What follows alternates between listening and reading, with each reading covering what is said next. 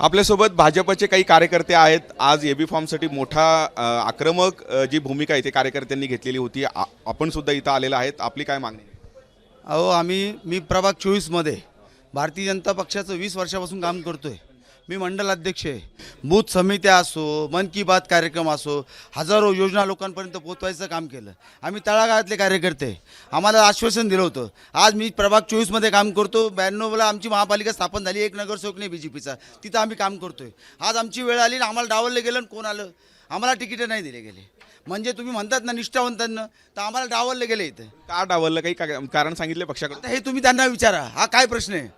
हा पक्ष आम्ही मोदीजींच्या नेतृत्वात काम करतो. आम्ही देवेंद्र फडणवीस यांच्या नेतृत्वात काम करतो. पण आज जो आमच्यावर अन्याय झालेला आहे ना, हे BJPचं धोरण नाही आहे.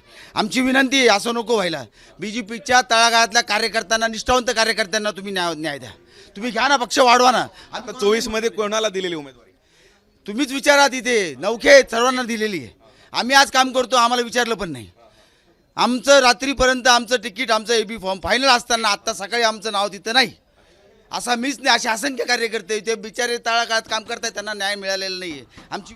आपलं नाव? मी राहुल सुधाकर गणोरे, प्रभाग 24मध्ये भारतीय जनता पक्षाचा मंडल अध्यक्ष आहे मी. तर अतिशय आक्रमक ज्या भावना आहेत ते कार्यकर्त्यांच्या आहेत.